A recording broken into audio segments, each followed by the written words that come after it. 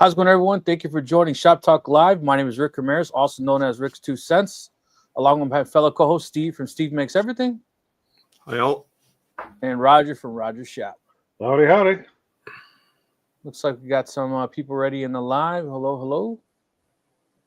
Chris said good day from Perth down under. Perth down under. Am I saying that right? Australia. What time will you post the Omni review video? Yeah, so, well, I don't know. I should wait till more people are on. But I posted my Omni video. If you were up at 2 a.m. last night, you would have been able to watch it. 350 people did before Commarker sent me a message and said, pull it down. We're not ready yet. Oh. Well, they said, midnight on what's today, the 27th. So fine. I said, I'll give them a little bit of extra time. So I said 2 a.m. And then I got a message at 5 a.m. to say, oh, yeah, we're not ready yet. We need a few more days. Something to do with their website, not being prepared. Yeah, speaking of website, I've been working on that as well. So I had to deal with people saying, "Oh, the affiliate link isn't working." Yeah, because the site that it's pointed to doesn't exist. Oh, it's down, literally down. Well, they haven't spun it up yet. Anyway, that's my story. So to be continued. You'll see more. Yeah. Chill out. Chillax, guys. Chillax. He's on it. Yeah. It's all to build up suspense. Seed it to a few people so they can start talking about it. There you go. Hello from South Carolina. Redo is next. You're not going to click on him? I'll click on him. Go ahead. Yes, a few more days. They said before Monday. So what's that? Today's Wednesday, Thursday, Friday, Saturday, Sunday at the most 4 days. Nice one. I've been using it though, man. I've put hours on that thing already. Yeah. Yeah, it's. Can you share anything you've made that's interesting? Or what type of material? I showed a bunch of stuff. I was on a hunt this week to find crystal cubes, and I can find 2-inch cubes, which is good enough for a lot of stuff. So, but probably Alibaba is going to be your friend, right? What's that? Alibaba is going to be your friend for that. Well, the problem is they don't have a lot of them, and they do, but the shipping is a killer. Like I found some for like $8 for the 4-inch ones, 2-inch square by 4 inches long, and they were like $8. But then there was $26 shipping, and I thought this is retarded. So maybe I'll just buy 20 of them. No, that's 26 per cube. It's like, this is stupid. What? Yeah, well, it's dumb because, shipping in China is subsidized, right? So they don't pay anything anyway. Right. Too crazy. Oh, well. So, yeah, needless to say. What about the manufacturer? They don't have any kind of...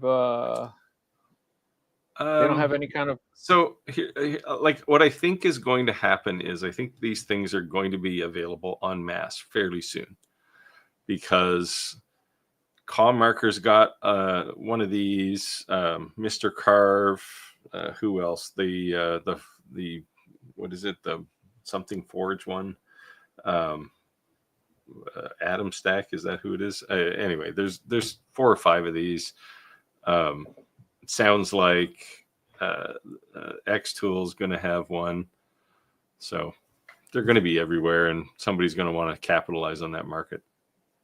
Yeah, for sure. So I'm just going to be patient.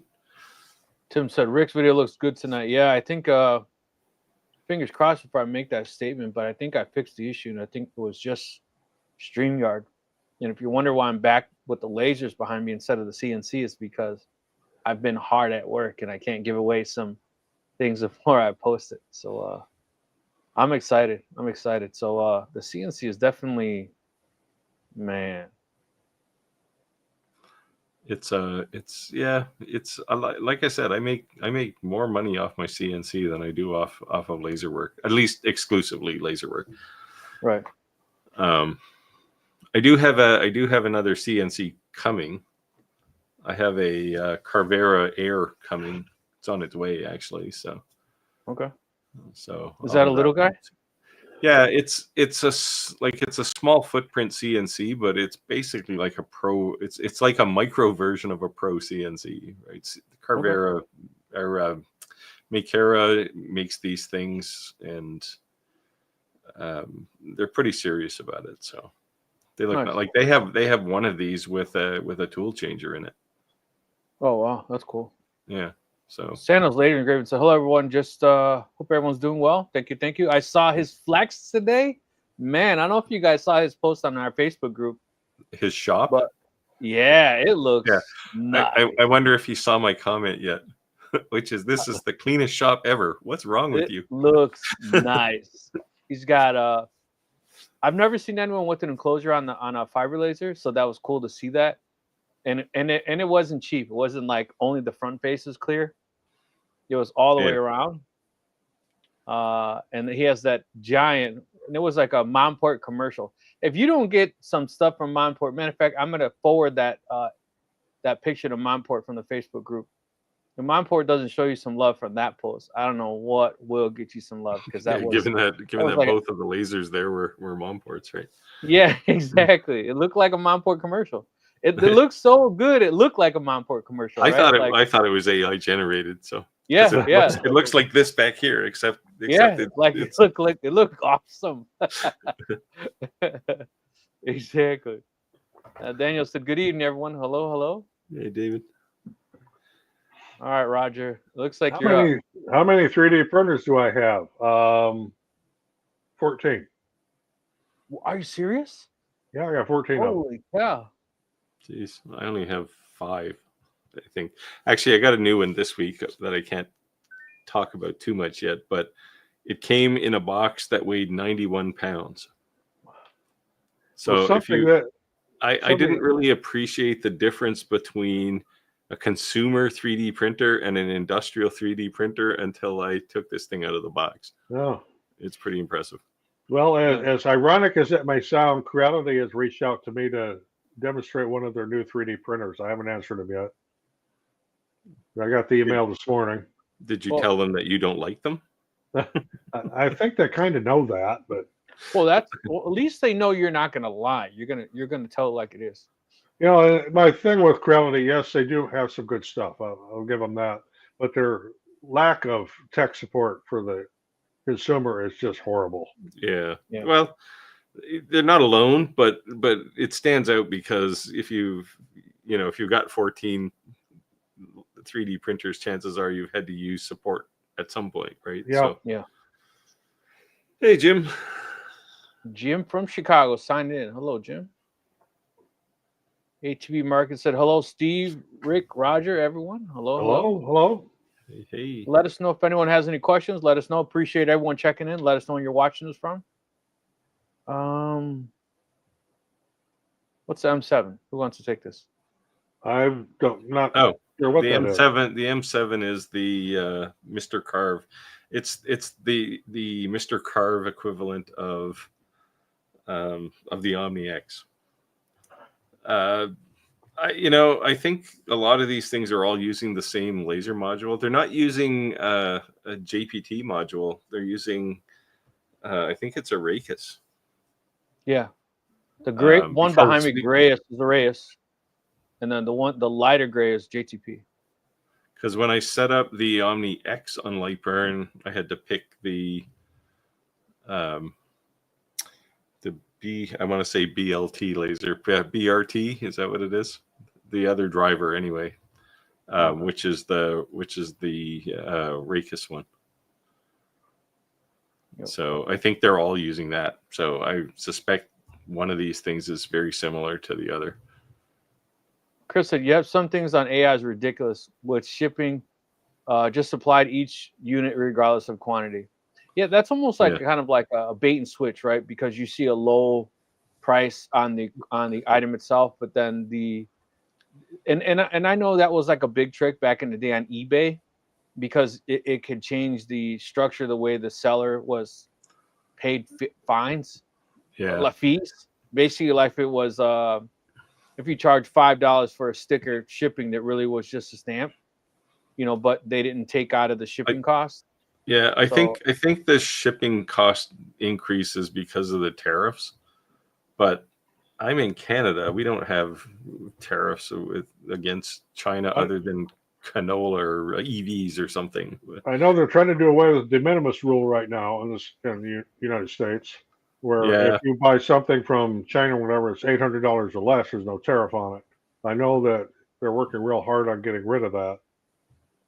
I thought they did. It hasn't gone into effect yet. yeah. Chris said, "Yep, you should use the clack method of putting secret stuff under a green cloth, so something is secret that comes up." I kind of think that's kind of cool because it creates a buzz, right? People just won't leave it alone. They think that if they bug you long enough, you're gonna spill the beans, but you're not. So it's still making people comment on your videos. It's a marketing scheme. That's what you do with the green screen you don't use anymore. There you go. Yeah. Yeah, well, ATB I have marketing. one of those. Yeah. Yeah. I think we talked about that last week. Yeah, it's so We don't like it. tacky, green screen. Yeah, exactly. ATB marketing said, my old stomping ground, Chicago. Well, Lake County, northern suburbs, but a half hour away from Highland Park, Deer Park, Lake Forest area. Oh, nice. Yeah, Roger and I are in the Chicagoland area. I was surprised to see on Facebook this morning that the mayor told Trump, "You better not come to Chicago." And I was like, look, we all know Chicago has been mob run forever, right? If you are into politics, the Italian mafia and the Irish mafia run Chicago. It's always going to be that way, and that's just the way it is. And for you to tell the president, "You better not come here," I don't think you're speaking alone. I don't know. That's a pretty bold statement. It sounds like there's crime everywhere in Chicago right now. Yeah. I don't know. I've been to Chicago. I used to work at a company that had an office there. I used to go there quite often. I never saw any serious crime. I'm sure there was, but yeah, they just took dirty money and made it legit money, right? They own every contracting, any big outfit. Those are the big money that comes behind it. Yeah, that was pretty crazy. I was like, I'm not a Trumpy by any means. I'm not a Trump fan, but for you to tell Trump, like, you better not, he's still a president. You better not come here. That was pretty crazy. H says, I live in South Carolina for 4 years now. Nice one. I'm assuming you like golf. I'm just going to say Ken. Would you put the Omni X as the best UV laser for the price? I mean, I engraved an award on it that said it was the best UV laser of the year, but I don't know. I mean, like I said, I think they all use very similar modules, if not the same module. So really what it boils down to is how well it's packaged into a product and how well they support it. Yeah. So the biggest thing I would say too, Steve, is that when I was looking at all those, and I do have one on the way coming soon, is the software, right? Because I've yet to see one that uses Lightburn, that's for sure. So it's the proprietary software, and that to me is going to be the big factor. So like now, everyone always asks, what's the best dial laser, this laser, that laser? They're all pretty close, right? And what they offer. Yeah. And if you're familiar with Lightburn, you can jump from one laser to another. It's not a huge learning curve. But when it's a proprietary software and it's pretty things to do, like there could be a learning curve. There could definitely be software that's a lot easier to use than others. The one thing, so all of these UV lasers that have the ability to do 3D engraving, they all generally have their own software now. Right. ComMarker is going to introduce a new one, and you can't. And the reason they're doing it is because Lightburn can't do any of that stuff. Right. Like you're loading an STL file. So, having said that, I do like ComMarker software. Actually, just for setting something up and creating something, it's way easier than Lightburn. Yeah, I would almost say then the more established companies versus the new kids on the blocks, they may have a better developed software, and I'm just making assumptions because they have deeper pockets to develop versus someone who's just starting Yeah. off. Yeah, and this has always been, well, even like Xtool versus Lightburn, right? Like Xtool has 200 people working on their XCS software. Right. Lightburn has 50 people in their company, Yeah. right? That's So something. yeah, it's, in fact, I don't even know if it's 50. I think it's 35. So they can just churn away way faster than anybody else, right? Santa's Laser Engraving said it's a new shop, Steve.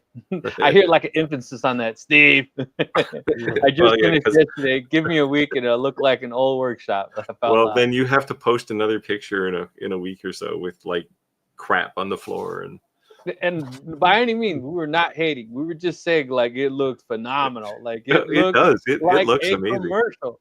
It looks super nice. Matter of fact, if you don't mind, let me know. I'll share it on the live so others can see it. Yeah, it looks like he has somebody who comes in and cleans on a weekly basis. Kim said Alibaba's killing us with those $2,000 shipping costs. Yeah, it's gotta be because of the tariffs and But you know, here's the other thing. I was talking to my mother-in-law yesterday about. We're all saying like it's because of the tariffs. We're all saying, ever since COVID, things are going up. Once you start paying that, it's never going to go down. Yeah. It's never going to go down, regardless of what happens with that. Like, that's it. When did you ever see the newspaper go back to 25 cents? It ain't gonna happen. Yeah, I mean, in the '60s, my parents bought their first house for $6,000. When's it going to go back down to that? Right? Never is the answer. So Never. It's just, it is what it is now. And anyway. Zintencho said the new K2 series actually looks great. Yeah, I was looking at the K2 Pro. Well, actually, they have the one with the like AMS type color change on it now, and it looks pretty sweet. Kevin said, "Good evening, everyone." Oh, good evening. Oh, Roger.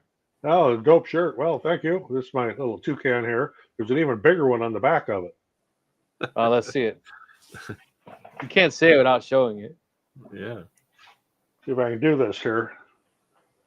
Oh, we need some music. Boom, shika, wow, wow. Isn't that the same? It's the same size, isn't it? It looks. I think he's uninterrupted by the buttons, though. Yeah. It's just... BSL. What is that? That's the name of the driver for in Lightburn. Oh. It's not BLT. Okay. Oh, bacon. I guess you're hungry. Yeah, that was my lunch today. Yeah. Radui said, I think major difference between the 3D UV will be the software that makes 3D models. Yeah. Like Photo 3D, etc. Yeah, that's kind of what I was hinting at. Yeah, so like all I did was I went to Thingiverse and just grabbed some 3D models and you load it in and push the go button. It comes preset, like the default settings in ComMarker software are basically tuned for glass, like crystal. So you basically load a file and push start. So do they give you any type of library with it or no? Like what kind of library? Like a material library? Yes. Yes. Yeah. Yeah. Well, I have one. They sent me one. Yeah, that's what I meant. They'll load it up on their site. Right. Because the reason that I'm saying this is because, we preach constantly, to run material tests, and yeah. When you're buying a blank that's $20-something, that may be like, I don't know if that's maybe once. UV lasers are a bit different though, right? Like with the Omni X and Omni 1 to a lesser degree, if you set the frequency to 30 or 40 and the pulse width to 1 nanosecond, you're pretty much ready to do just about anything. Nice. I mean, you can do some adjustment, but there's some extra settings in ComMarker software like dwell time, which you can do in Lightburn, but you're down into G code when you're doing it, so it's way harder. And so if you want to do, Jim Hamilton's online here. I showed him a slate coaster that I did on the Omni X, and all I did was up the dwell time to like 800 microseconds or something, and it came out white. And Nice. so, but that's something you can't really do in Lightburn very easily. And seeing that's the key that everyone is going after when it comes to these slate coasters. What white can I do, and how white can I make it, or what matte covering can I put over it? Everyone's trying to make that pop, right? Yeah, I mean, if you want the ultimate in white on a slate coaster, get a 100-watt fiber laser, like I did one for the Commarker Titan, and the thing is snow white coming off the laser, and it took like 40 seconds. The only thing that I would say is that if you're buying a 100-watt fiber laser or MOPA laser, I would assume the last thing you're trying to do is make slate coasters, right? You're probably trying to make jewelry. You're just gonna make a lot of them. Yeah, you're gonna have to make a lot of coasters to pay that thing off. Yeah. Yeah, but it's a choice of whether you want white coasters or not. Yeah, there you go. It's the whitest ones I've seen. Yeah. Chris said, funny how all these places say that he's high crime are places to vote against him. I was targeting the blue states. Yeah. All right, let's not talk about too much politics. Yeah. I know I'm late. Do you know the price, Kevin? For the Omni X, I don't have a firm price on it. But I would guess it's in the 2,500 to 3,500 range somewhere.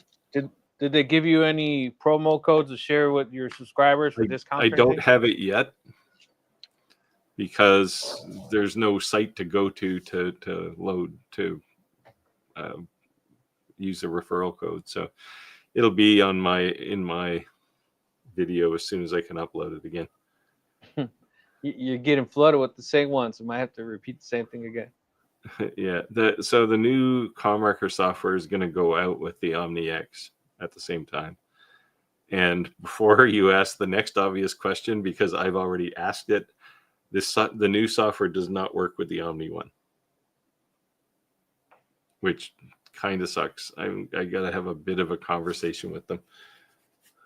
Chris said, how many lasers these days are just different by badging? I would say quite true. The fiber, that's very common. Yeah. So there's two things, right? Like there's lots of companies that'll use like Comray's complete product, and they'll just put their own name on it. But internally, especially fiber lasers, there's only like two or three companies that actually make fiber laser modules. Yeah, so, JTP, Reyes, yeah. Yeah. So, it's, or Coherent is the other one, right? There's not a lot of them. So, when you look at two 20-watt lasers with two different names, it doesn't matter. Odds are good. Even if they look radically different, they use exactly the same laser modules. Yeah, that's what I was saying. The darker gray one on my left or on my right shoulder, that's a Reyes, and the lighter gray one on my left shoulder, that's a JTP. Yeah, but they both probably use the same laser modules. Oh no, those two would use two different ones, but right. Yeah, so it's it's things get rebranded all the time. Yeah, you're up, Steve. Or third party. Since you're ready to use the Omni X, since you already use the Omni X, is the autofocus helpful? Yes.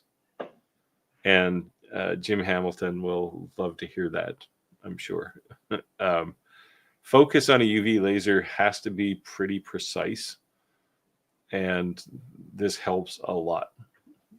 I think it's funny that you're saying that, because in a diode environment, you were like dead against it, right? Like it was a waste of because it's dumb. Like a diode laser, if you're out by 5 or 6 millimeters, you're not going to notice a difference in the output quality.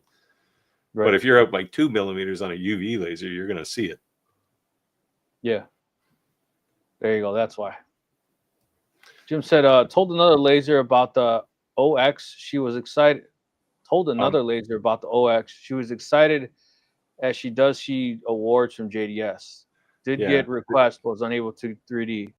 So excited. I have no need. Yeah.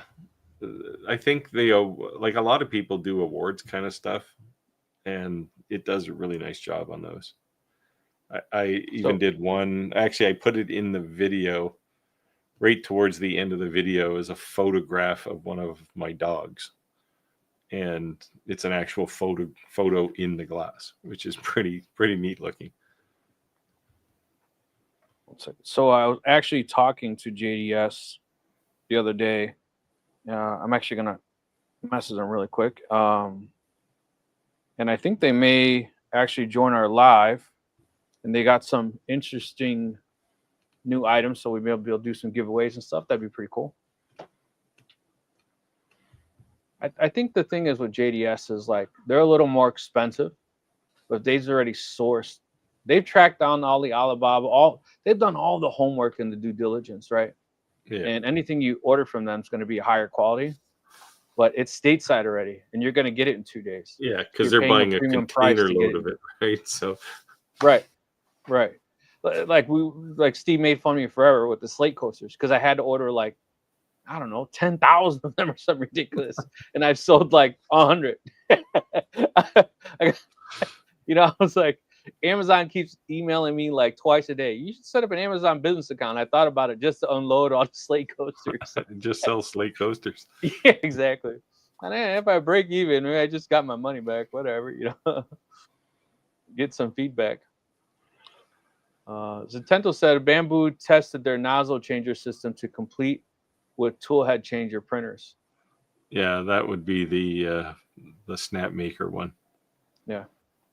Yeah, that's, this is the kind of stuff I like, right? Where somebody's actually pushing the envelope on what things can do. And I think competition would drive prices down too. Yeah, well, Bamboo's been sitting on top of the pile for quite a while, right? So it's time for somebody else. And Tim says, like I told you, Steve, Etsy has settings for cheap. Oh yes, the laser settings saves a lot of time. Yeah, he bought some for the B4 he got from me, and he now has 57 material settings. Yeah, I'm getting much more diligent about when I use a new material and I actually find a setting that works. I stick it in the Lightburn library. I've never used it because, well, I never write these things down, right? So, because I don't generally make two of anything. So, but I've been doing more of that sort of stuff, and I have to basically blow a piece of material to get the settings right again.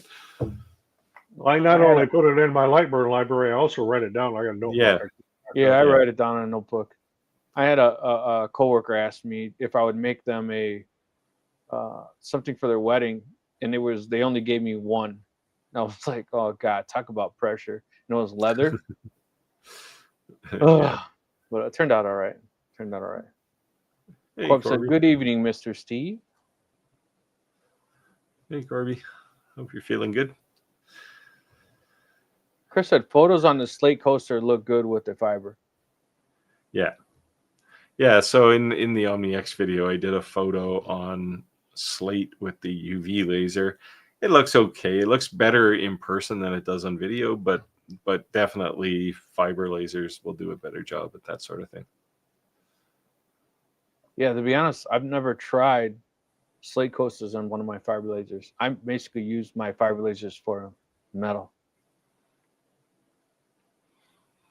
All right, who said, go ahead. You're going to read? Go ahead. Radu says, Thingiverse pre-made files are one thing, but creating 3D files from a photo for personalized memorials is a lot different. Well, it is, because you actually have to do the work, right? I've done both. Just for videos, I tend to be lazier, so I'll just grab some file off of Thingiverse. But flat picture to flat crystal is one thing, but 3D model is another. Actually, it's like if you have the 3D model, putting it in a piece of glass is not that big a deal, at least not on an Omni X. Right. But see, this is going to be the thing too, is that as this starts to become more and more readily available, you're going to have to charge artwork fee. I mean, and at the end I of the do day, anyway, usually. So like if, yeah, if I have mean, to do design, I charge for time. Yeah. If I open Photoshop, my wife would tell me all the time, we'd argue, no one's going to pay that. If I open Photoshop, it's $35. I don't care if it's 5 minutes. If I open Photoshop, it's $35. And she's like, no one's going to pay that. It's a $15 shirt. I'm like, then go get a shirt made somewhere else, or go get this made somewhere else. And guess what? People pay it. Yeah. They always pay it. Yeah. But that's I don't use Photoshop, but usually if I'm opening I'm using that as a generic term. Photoshop, Illustrator, whatever. Yeah. I mean, if I'm opening an app, you're paying for it because that's not anytime free. I open an app, it's usually something like Fusion. Yeah. Tim said Tim checks his credit card balances on Omni. Credit Karma. Let's see how it's affecting my credit score. Tim, next time you're up my way, just come to my shop and have a look at it first. Play with it. Chris said, I think between awards and kid photos in glass will pay for the machine. I agree. Yeah, like pets. So I showed my wife the first engraving I did, which was the Eiffel Tower in a cube, and she went, who cares? That's so last century. But then I showed her a picture of the dog, and she went, ooh, that's the difference between a souvenir and a dog owner, right? Like dog owners will pay anything for anything dog related, especially anything memorial. Memorial, people tend to. That's the only thing that I make that no one ever asked me to lower the price. Ever. Yeah. Just like, well, okay. I mean, I'm looking at these. The reason I got these award things, I just got them on Amazon, was to try to make like actual recognition, right? Rewards of recognition, because there's big business, B2B type stuff, which is mostly what I do. Is like they'll pay anything for that kind of stuff. So. Tim said JDS equals tariffs for US and Canada. It's in Canada. For us in Canada. Yeah. Yeah. Yeah. But like I said, they've sourced the material, they've done the trials and tribulations, and and the other thing is too is they're a big enough outfit like that they can make and manufacture change something. Like I know they're leather laserable. How do I say it? Laserable leather. They had to manufacture, completely redesign it and change it because of the feedback from people purchasing it from them. They're big enough to say like, we're not going to sell this unless you do this, and they will because the volume they purchase. So, or this the cool thing is that if it doesn't exist, like this company was making these American flags that you could iron on and you could UV print over them, laser engrave over them. You could do all kinds of stuff. And I says, can you do that in high vis? And they said, high vis. I said, yeah. People put them on their jackets. I know I could sell them without printing anything, just buying the high vis. And that was during a JDS live. And the guy was like, yeah, we can do that. We'll circle back with you. Because as people started saying it, but JDS, they obviously have purchasing power. Jim says, Steve, are you expecting success with ComMarker about being able to unload Omni X software into the Omni One and quit using my name in vain? I never use your name in vain. It's always in a positive light. It's a little unfortunate that they're not going to support the Omni One with their software, but at the same time, you can't, all the benefits of that software you can't do with an Omni One anyway, so you're probably better off with Lightburn, except for the ability to tweak the dwell time. Roger, have you seen these? Moto what? Litos. Oh no, I haven't because they're seen that small. They're thought it really was small. Well, They're why really would you small. want a small one? I like Yeah, tall yeah, they're boys really or anything small. I thought it else. was a baby bottle. You just like need Yeah, like that's what it looks nipple on like. top of it. That's, And yeah, there's Yeah. they're, Put a oh, nipple here, on let the me put end a of can that. next to it.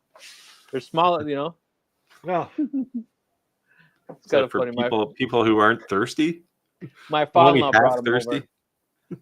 Yeah. Oh, yeah.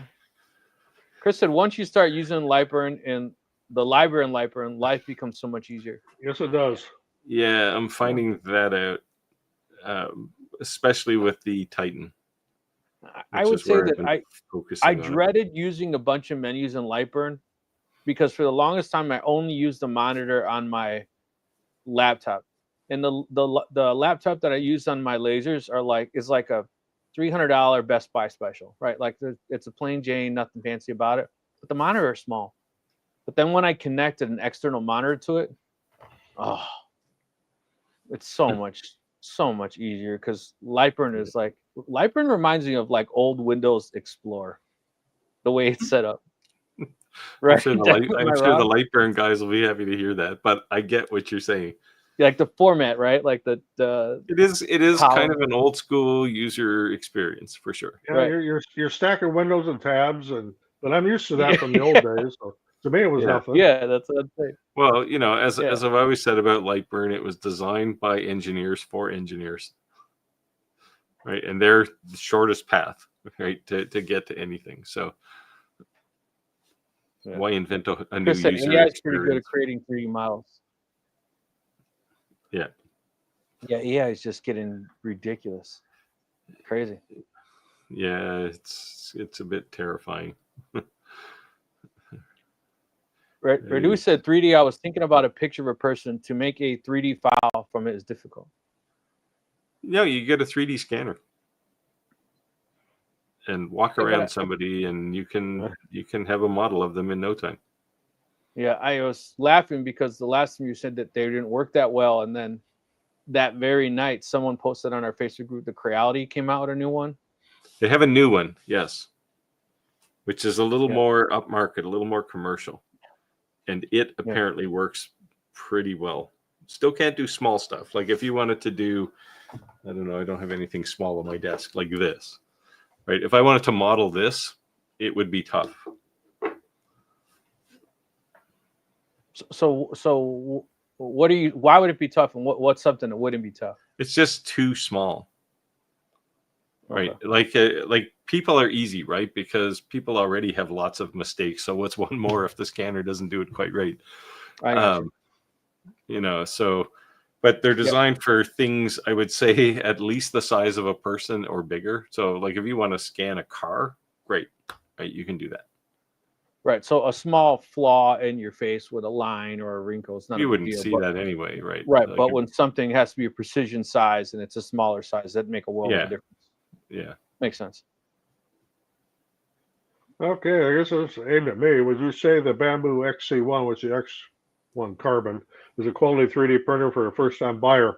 If it fits in your budget, absolutely yes, especially with AMS on it. If you have I have a lot of printers because I have a market for it, and we produce a lot of 3D printed stuff, and I do quite well with it.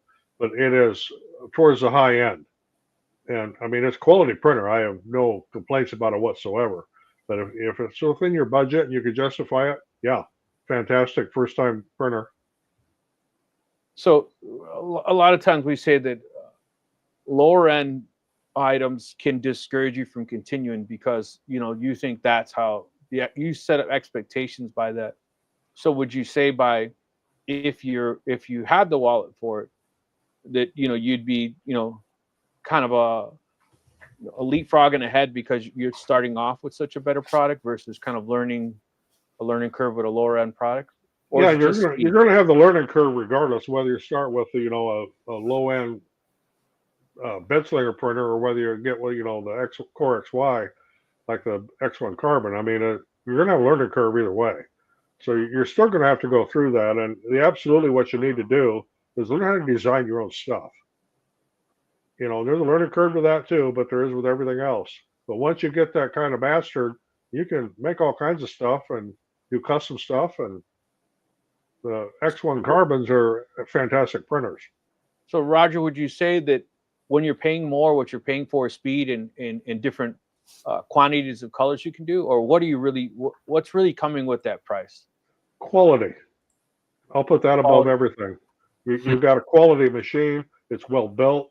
You know, if you need spare parts, one great thing about Bamboo is literally every part of a printer is available on their website, and they're not overpriced. You'll have consumables. I mean, you'll go through things like hot ends and etc. It's like you would with any 3D printer, but they are very reasonable, and getting parts from them is quick. I mean, you're not going to have them overnight, but you're going to have them within a week. Are they stateside, or are they still shipping overseas? They have stateside warehouses where they, especially with parts, you know, and with filament, we buy it. You know, I've got stacks of Bamboo filament behind me, and it all ships within a couple days, and I'll have it within a couple days. Of course, whether or not FedEx leaves it in our driveway or the neighbors is another thing. Am I mistaken? But wasn't that also the same brand that Best Buy is selling now? I haven't been to a Best Buy in forever. Neither have I, but I remember seeing if I remember correctly, I see them advertising online. And I was like, what? Best Buy selling 3D printers? That was pretty wild. Well, they're doing a bit of what Amazon does, right? They're basically becoming a marketplace. So yeah, they're probably not selling the 3D printer, but somebody else is. Yeah. Oh, or Walmart does that too, I guess. You can sell on their website, but I think they actually had them in the store. Like you can grab one and walk out, which is pretty wild. I think a lot of people, the reason they like to purchase off Amazon is because they're Amazon Prime and they have this protection, right? So if a manufacturer tries to screw you over, you know, you're protected, right? Or if you can buy the insurance, the warranty through Amazon. So I think that would be another thing why someone may purchase it through Best Buy, because Best Buy's extended warranty is pretty phenomenal, actually. They really don't have any questions. Like, of course, one thing with Amazon, and as an Amazon seller, I know this, you can return anything for any reason. Yeah. If it's within that return window, because we get stuff sent back every once in a while. Sometimes we get an old shoe or a box of rocks, but you know. Yeah. So Amazon's probably at my house at least once a day. And it's funny as they've been pushing on me now to just pay $17 a month for every order that you get automatically has a warranty, even any back orders before you became that. And I was like, wow, that's pretty crazy. Tim says I'm not even close on the price. I don't know. Did they announce pricing, Tim? Because I haven't seen it. This is the Omni X. Chris said, why would you buy sample size? Yeah, there you go. It literally says Lito, Modelo Lito. That's hilarious. That's funny. Yeah, you just put 4 or 5 of those on a tray and it's like a beer flight. Exactly. Tim says, put your video back up now that the site's back up. Is the site up again? Interesting. Let me go look. Yeah, take a look, Steve, and if it has a price on it, let us know. Zatento said the H2S is a big upgrade over the X1C. Yeah, it could be. I haven't bought one. I'm probably not going to because of the bull they're doing with their, almost said a bad word there, the bull they're doing with their firmware. And some that's trying to become proprietary. Yeah. They're limiting all kinds of stuff, right? We talked about that a couple months back, right? Requiring. Yeah, and I have 5 bamboo printers here, but none of them I am going to do firmware upgrades on because I don't want to get into their proprietary, keep everything a secret, and I'm not worried about them stealing my files. I don't, if people want to copy my files, they're going to do it whether it's off of Bamboo or not. But anything you make that becomes successful, somebody will copy. It's just just the way it is. That means you're doing something right if someone's copying you, right? Yeah. At least attempting to. But wasn't there also something about that their software is becoming like a license, a monthly subscription versus just a flat out license or something like that? That's been a Yeah. speculation thing, but they haven't done that. Okay. So yeah, so I don't know where Tim got this link, but this is on the ComMarker US store, but it's not on any other ComMarker store. Yeah, it's currently, when it goes on sale, it'll be $700 off, and it's still going to be $4,600. Mm. Wow. Yeah. Big bucks. TJ said, good to hear. Bamboo had a flash sale on the X1C, $1,000 off today. So I bought one with the AMS. Yeah, that's a good price. You got the AMS with it. $1,000 off. That's that's a Isn't hell of that a like sale. free at that point? No, it's the sale was $1,000 because normally they're let me here take a look here, see what normal price is with the AMS is $15.99 normally. Oh, okay, $500 off. Still $500. That's Yeah, a that's pretty lot. good sale. Yeah, that's a good deal. Oh, there you go. It So says Best Best Buy Buy and and Micro Micro Center. Printers sell bamboo printers. We don't have Yeah. a Micro Center around here. There is a Best Buy across the river here, but like I said, I haven't been there in years. I Yeah. don't know. Has anybody been to a Best Buy in years? 'Cause You know, they changed. They're so weird. Like you can't call them anymore. They literally don't answer. It's like if they answer at all, it's a call center. Otherwise, they don't answer. And you go in the store and there's like 4 employees. It's so weird. I remember you used to walk Yeah. into Best Buy and it was like worse than a car salesman, right? They would yeah, hound you got swarmed. right. Like it, hound of bees coming after you. Yeah, But I don't know. you can't Anytime I find an drive, employee in Best Buy now because they're all sitting at a cash register. Like, is there anyone in the store? anytime I drive past Best Buy, the parking lot's empty. Yeah. The thing is, Amazon's changed so much, So Yeah. I think Best Buy is trying to become like an Amazon, restructure. But I think that's cool. It's the impulse buy, though, is that if you decided you wanted that 3D printer, you could walk in and walk out instead of waiting for it to show up. You might do it because Best Buys are like Walmarts; they're everywhere, right? And that Well, warranty would be fun. ATV Marketing here says FY to the three of us on panel here. He has a business in the promotional product space. Also has access to screen printers, embroiderers, etc. I am somewhat in the promotional product space, but I do it completely different as a B2B and not advertised, but I do very well with it. Yeah, I'm the same.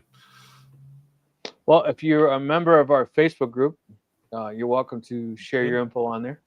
Post a link up there. Yeah,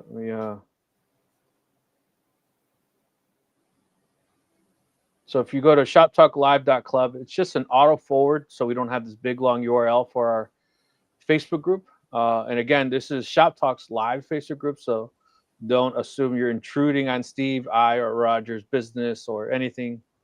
No, not so at if all. you're an influencer, a YouTuber, whatever, it's fair game as long as it's related to what we talk about. And you can post a joke or two. We just try to stay away from politics. That's all. I noticed, by the way, at the top of that page, we still have Skylar there. Yeah, I got to update it. I'm surprised she's not charging us for Oh, well, she posts on our group constantly still. So I know, but I know. I need to update it. I was just meaning to try to come up with something new, cool. Not just post the old picture we had before that one. It's on my list. just get Roger to send you a picture of his shirt. Yeah, there you go. In the background. I'll just do some of those AIs. He'll be like on his side, like laying in the beach. Well, let's not go crazy. But Well, wait till December. If we get clearance for her to fly again, we'll be in Mexico in December, and I'll send you some pictures from the beach. Nice one. See exactly what I'm saying right here. It says, kids on Apple said, I picked up my X1 Carbon at Best Buy. There you go. So let me ask you this. Did you buy the Best Buy extended warranty? I'm assuming you did. Tim says, jump over my link. yeah, I don't know if he's saying we jumped over his link because it didn't get posted in the feed here, but I saw his link. I didn't see his link. Well, he sent it to me. Oh. On Facebook. Chris said I worked it out. Those little Chris said I worked it out. Those little mini beers are so you can grab a beer on the way to the car and finish it before you get in the car and still be under the limit. Yeah, I just thought it was like funny that it said Lito, like Lito after Modelo. That was hilarious. yeah, but isn't basically buying beer at that with in those bottles has got to be like $80 a gallon, right? Like it's No, Modelo's are expensive, that's for sure. But you know what? Modelo's yeah, the but number you're one doubling the sold beer. price by buying half as much beer. Yeah, Modelo's the number one sold beer in the United States right now, which is kind of crazy. Kim said, "Is the Omni X a good and profitable choice to a start small business since there are no UV lasers in a 150-mile radius? Also, thank you for the answers. Very helpful. Cheers." Well, so if you want to do like 3D engraving in glass, then yeah, it's good. If you just want to do UV engraving, just get an Omni 1 or something. Yeah, actually, you're paying way more for a feature if you don't plan to use it. And I'm not saying that. Well, I guess if you can afford it and that's something eventually may go down, no big deal. But if you're just starting, you're trying to get the best bang for your buck, and that's not something you're interested.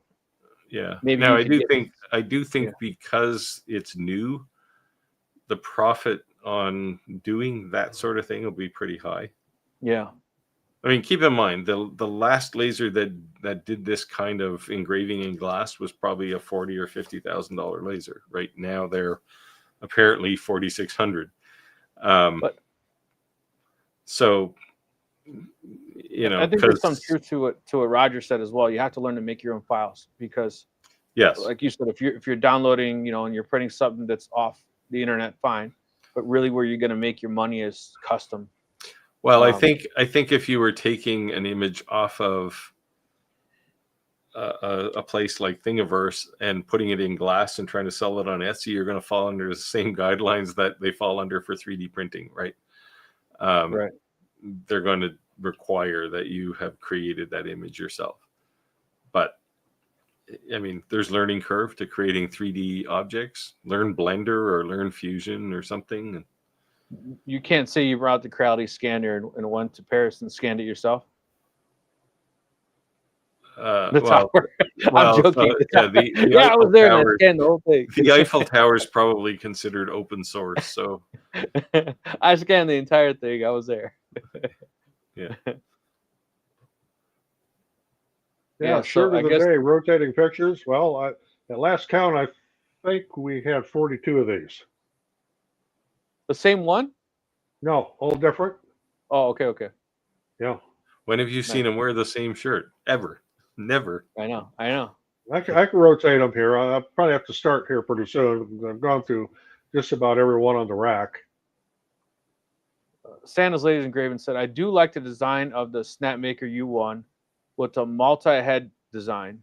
Other than speed and less waste, any other advance of note?" And I don't know. I don't think so. But not wasting so much it means you're going to pay for the thing at some point, right? What did you call that, Roger? A booger? Poop. It's called printer poop. Now my printers have poop buckets behind them. Yeah. And for those who don't know what that is, do you want to explain what that means? Why you said that? That is scrap that comes from when you change colors during a print, and it has to purge what's ever in the head, and that goes into your poop bucket. Then it'll print the next color, and then when you go back to the color before it or to another color, then it has to purge the head again, and you end up with there's all little spirals of printer poop. Yeah. In the end, you use twice as much filament as So for a larger item with where it's changing, it may not a big deal, but if it's a smaller item and it's constantly changing, you're probably going to waste a ton, right? Yeah. I'm going to my Facebook to see if I see the requests. Oh, I was just going to approve them. Oh, there you go. I approve. Oh, I just you. Beat Oh, I me. didn't see an ABT marketing unless your name is something else on Facebook. Unless Steve already proved you as well. I didn't. Okay. You got there before I did. 2 people applied then. So are my Uh, shirts a tax write-off? Actually, I have a sponsor that supplies them. Now, not that we haven't bought a bunch of them over the years, because we travel to Mexico and the Caribbean quite a bit, and I bought quite a few of them. But I also have a sponsor. The name of it is A Day Check, and they supply me with some of these shirts. Nice. So those that don't know, Roger is part-time Mexican. Yeah. So watch what you say. Don't let the colors. I had a sponsor, somebody who wanted to sponsor me for shoes. And it's like, you see this much of me ever, right? like what am I gonna have to put my feet up on the desk? Hey, little Ricky's sponsored by Nike. That's cool. Yeah, but he probably you see his feet every now and again, right? No, actually, what's funny enough is that you never see it because he's a beta tester. Oh, well, that's different. Yeah, he's a beta tester. Yeah, they want to know, can he put them on himself? Can he take them off himself? Do they wear? Do they feel comfortable? Does he think they're cool? Just how do they fit? Can you jump higher, run faster, and all that kind of stuff? Yeah, exactly. If you've never had a new pair of shoes as a kid and tried to see if you could run faster, you were never living life. You watch me. I got new shoes. Watch me. Yeah, exactly. Looks like we're caught up in the comments here. So if you guys have any questions, let us know. And if you made it this far in the live and you are not a member of our Facebook group, I would definitely encourage you to join and post up some of your stuff. And we're coming on almost close to our 100 live. We're at 81. So I wanted to definitely do something special when we get to that. So just putting it out there. So just before we answer these 2 new things that popped up in the feed here, I'm surprised nobody has mentioned the fact that Rolly Automation is going to shut down.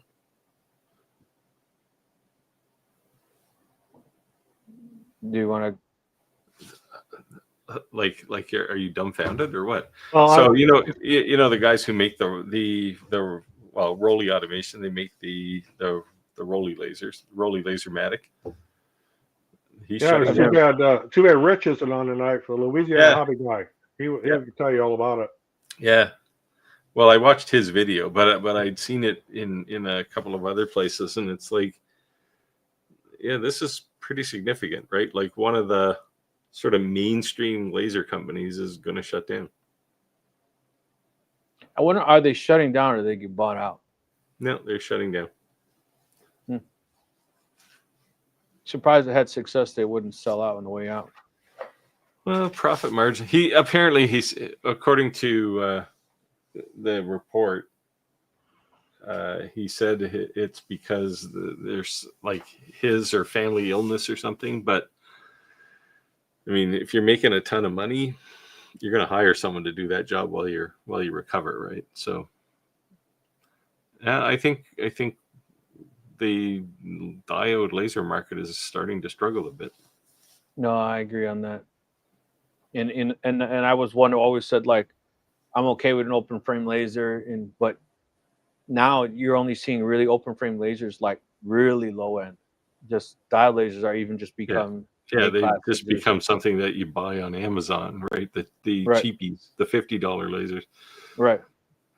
So the question here is: so for glass engraving, the autofocus will make you have less fails in the process. So, I saw that they included an R5 rotary in the bundle for the Omni X. Price is not a problem, just learning from the best. So the focus on glass is a bit different. You actually have to put a card on the top of the glass, otherwise the beam will go right through and you won't get focus. So, but it's accurate. You just basically put just a sheet of paper on top of the cube or whatever glass you're doing, and focus on that. Because it's focusing on the height. Yeah. Right. Well, yeah, you're trying to get to the top surface, right? Because everything is calculated from there. Chris says, do you ever wear a suit jacket and shorts for formal event? I I actually had a suit jacket, and my wife just donated it to some cause. So You I got am to do like the Sylvester Stallone look, the suit jacket and a black T-shirt underneath it, right? yeah, I'm completely suitless at this point. Oh, Well, okay. I do have a suit jacket that's kind of reserved for funerals, but I also have a leisure suit jacket yet from back in the 70s. Nice. I have Maybe a I'll ton model of that suits. some night. It's probably in style again. Yeah. Yeah, double vested. There you No, but go. it's light blue denim. There you go. Yeah, Chris, I I know feel- I know the Rolly stuff is old news, but I'm surprised nobody was talking about it. Like this is pretty significant. I didn't even hear anything about it until you mentioned Steve. Yeah, So- well, it popped up. Well, I mean, the official announcement came out last week, but there was lots of rumors flying. Yeah, well, I don't. So I don't know if another company's going to buy them. Their intent is to open source all of their software and hardware designs, and crazy. just step away. Yeah, Zentensa said if another company doesn't buy Rolly, I'd be very surprised. Yeah, that's why I said I was surprised. That this I wouldn't don't think it's sell. going to happen. That's crazy. People buy mailing lists. I mean, even if it was just a customer base to say like these are all our previous customers, make something. Hey, Rolly, if you want some ideas or get some money on the way out, let us know. Kevin said I never used the Rolly, but it's sad that it's happening due to health issues. Yeah. Yeah, well, I mean, we all get older, right? So, but at the same time, I think, like I said, if you were, when Henry Ford got old and he didn't shut the company down, right? He handed it over to somebody else. So it's kind of shocking that didn't happen. But I suspect in most laser companies, I suspect the profit margins are actually really low on a lot of this stuff. I would say especially rebranded, because it's one thing from a factory direct or a company from China, who's selling it. They have a set profit margin, but it's another idea that, it's a rebranded laser. And I think that's also why, you're seeing some of these lasers, you order it and it's like, why does it take 4 months to get here? Because if I order it from China directly, man, I'll have it here in 6 days. Well, it's not because it takes that long for them to manufacture, ship it. It's because their profit margin's smaller. So they're not going to order one. They're probably waiting for 30, 40, 50 orders to come in, and then they place the order. Yeah. Well, yeah, here I can relate to this one. TJ Michael says, have you tried to recycle the 3D poop into new filament?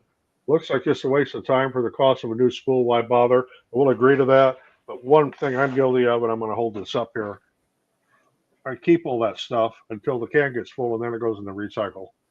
What the recycle does with it, I don't know, but they do have things now where you can melt down your old filament and make new filament out of it, but you're going to make sure you keep the different types separate. You can't mix like PET G with PLA or ABS. Everything's got to be kept separate. And then your colors, you got black, white, red, and green, and you're going to end up with some monstrosity color when you get done if they get mixed together. To me, it's just not worth it. Roger, Yeah, I saw a post on Facebook today. I was going to actually share it on Facebook group and tag you, and I didn't get a chance. I got sidebarred, but someone dropped one of those rolls, and it was just like, if you do that, that's it. Your SOL, just put it away.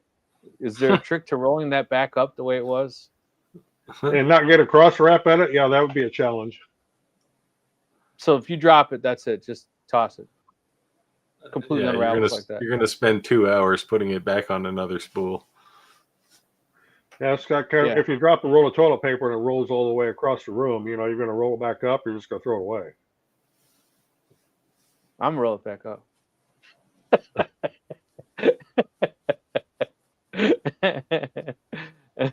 No, but I saw the guy. But I guess you just bought a brand new 3D printer. You maybe only have a couple rolls, and you drop it. You didn't have another one. Maybe you only had, But he looks like very frustrated on Facebook and said, "Is there any way to redo this? I've been trying for hours." So the answer is no, I guess. So David says he's a Rolly owner and he's sad to see them closing down. Yeah, I never met anyone who had a Rolly that said, "Oh, I'm not happy with it." So I think it's bad for a lot of reasons, right? It takes competition out of the market. It gets rid of a good laser, like a great laser that was out there. So Kevin said it sucks to get chronologically challenged. Chronologically challenged. Yeah, what was that word? What was that word, Rick? your dyslexia getting to you again? There you go. Chris said, I think Rolly is more of a niche area than a large companies would have trouble maintaining the quality. I think support is the bigger one than the quality. Like, people seem to think their quality was pretty good, but it was a family business. There was only a handful of people working in it, and it's hard to it's hard to do support when you're successful in a company that size. Yeah. Right. All of a sudden you've got thousands of users that all want help. Roger, you want to take this? Yeah, so we're looking for agents on Tinkerverse for a filament re-roller that actually works. I have dropped filament before, but not full rolls. It's been down where there was enough that I could very carefully re-roll it. But it does take a lot of time. You got to make sure you don't get a cross wrap. Of course, I have a lot of experience as an electrician. If you drop a roll of copper wire and roll all the way across the factory floor, you're not going to throw it away. You're going to roll it back up. You're going to make sure you're not, especially copper, you're going to make sure you don't get any cross wraps in it. So the point is, it's enough of a hassle that there's actually a tool to re-roll it if you screw it up, which is kind of funny.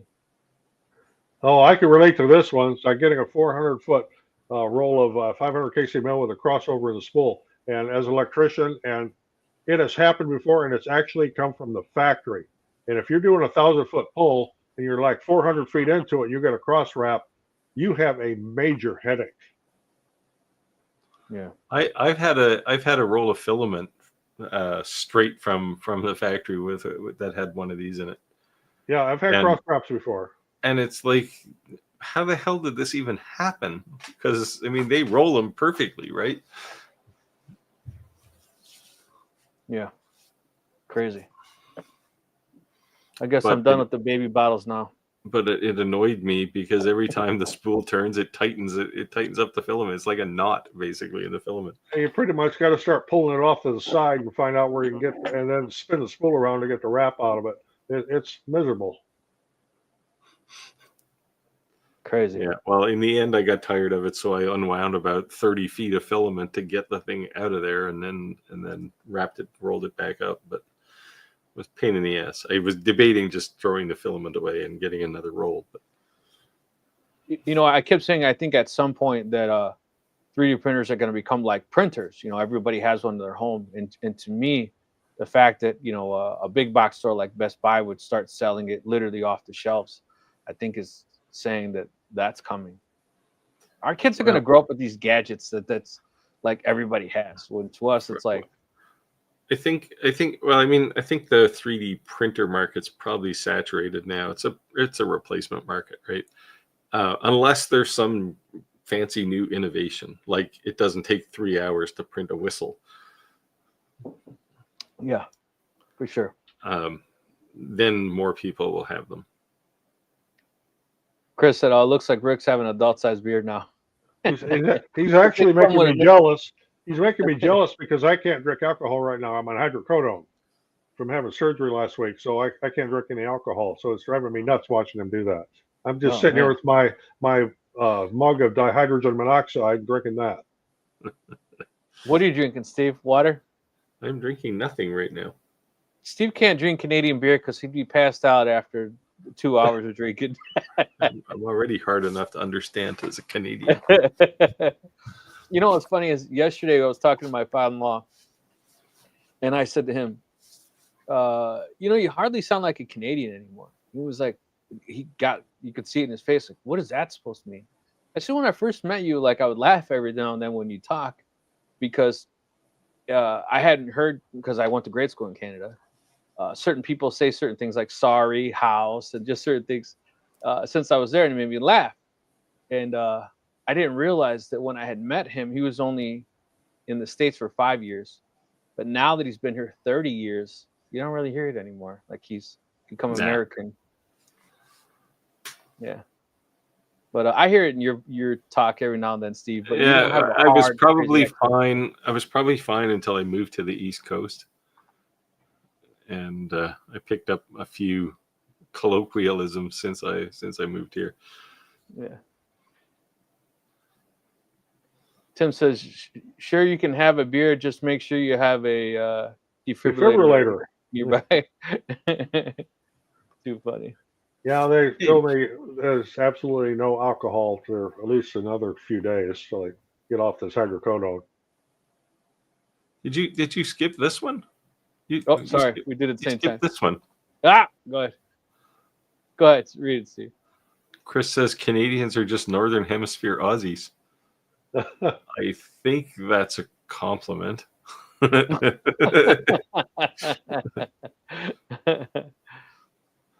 It's better than being America's hat.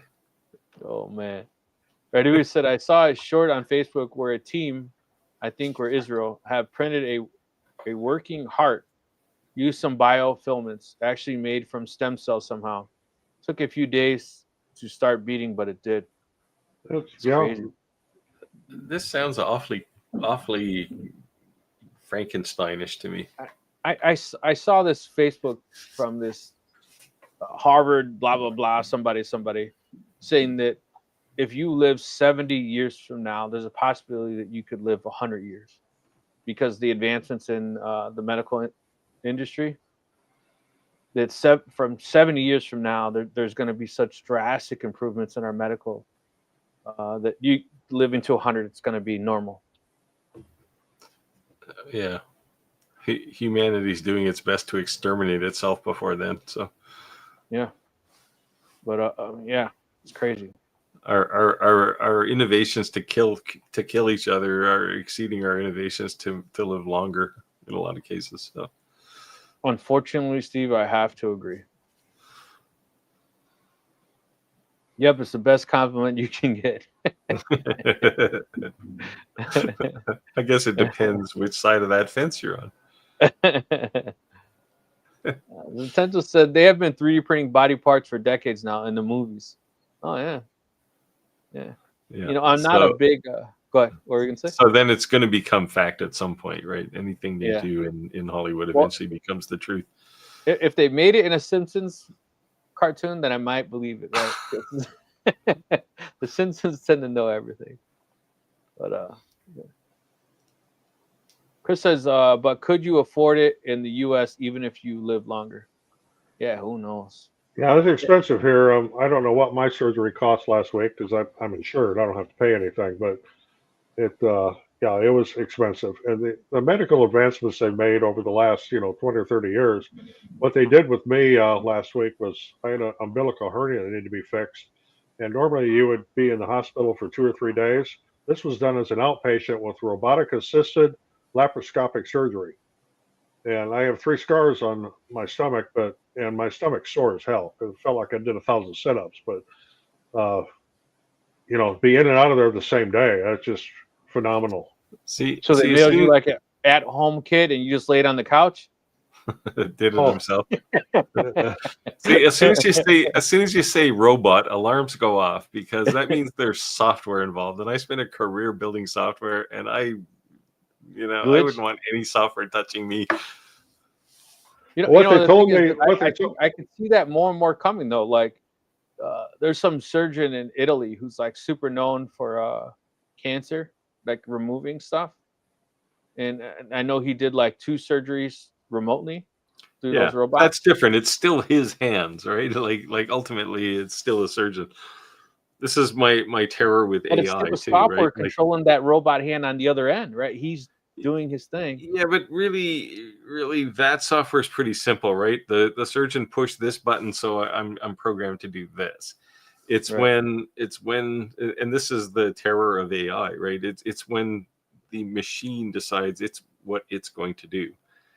And you know, it just seems dangerous to me. Well, there's actually a YouTube video, and I watched it when I found out what they were going to do on how they do this robot-assisted laparoscopic hernia repair. And it's a fully detailed, and however the surgeon moves his fingers is what the parts of that robot are doing inside your gut. And it was just fantastic. It was phenomenal to watch. Crazy. You got to have a strong stomach, though, if you're going to watch that. You know you're going to have it done on yourself. But yeah. Just get a Modelo Lito while you're drinking. The Omni X is a 5-watt. At least mine is. Wouldn't surprise me if there's a 10-watt either available or coming soon. I think there is. I think I looked that up when you talked about that. Oh, there is a 10-watt Yeah. version of it available. Yeah. Oh no, that's an Omni one. Sorry. Kevin said I work in the Sorry. medical field, and it's insane what's happening in the next few years. I could go next week to get training on some new cardiac equipment that has AI components. Yeah, it's crazy. Yeah, robotic surgery still has human hands on it. Yes, it does. The surgeon has his fingers in this little thing, and he's watching on a camera how everything works. That's Steve's OnlyFans is really going to change once that becomes a little different. Yeah, I'll just have a robot up there.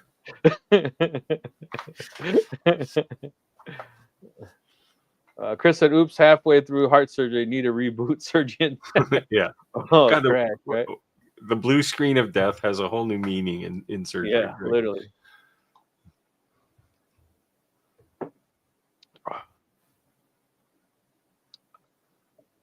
All right, we said, LOL, Chris, I was thinking in Steve's room, but we basically said the same thing about affording medical costs in the U.S. Yeah.